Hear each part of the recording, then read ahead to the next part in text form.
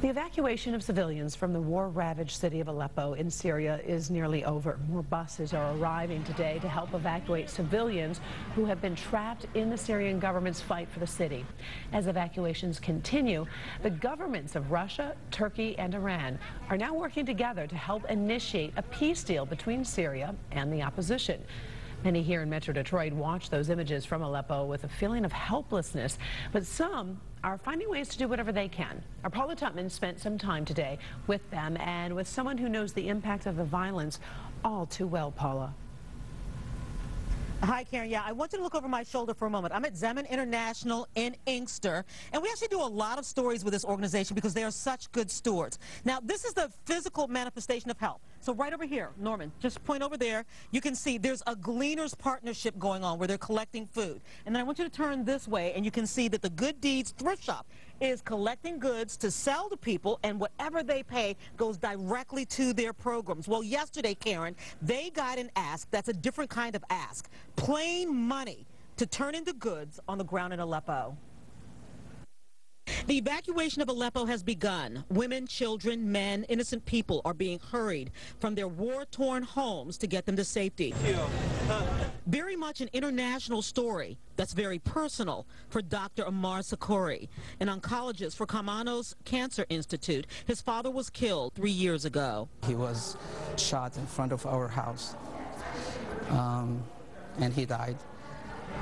Somebody told me maybe he was in the wrong place at the wrong time, but he was in front of his house, just going around his own business. Dr. Sukari's mother is still in Aleppo. She doesn't want to leave her homeland, but her son wants her next to him, where he knows she'll be safe. She always tells me, I lived my life, I'm just saddened by what's happened to those innocent people.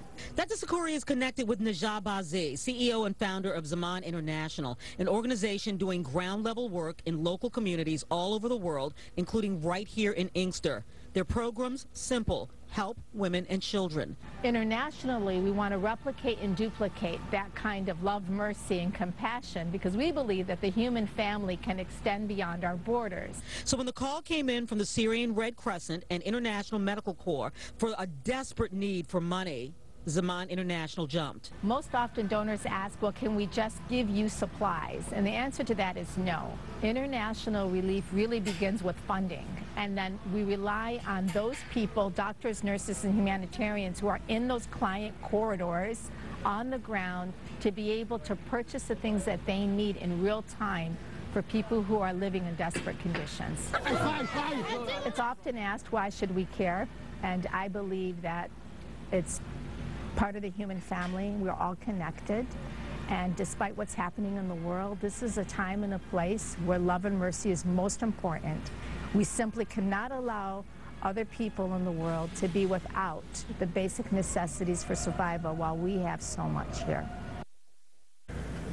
So, and that's really a great point. This is a different kind of drive. You can't send water and you can't send coats. You really do need to send money because there are people who are now in place who can help the people who are being evacuated out. And just because they're being evacuated doesn't mean this is over. Several organizations are helping. Zaman International, also a Ray of Hope. We're going to put a link on my Facebook page, Local for Paula Tutman. You can find it there so you can plug in to find out exactly how you can help women, children, and innocent people who are part of our family, the family of humans.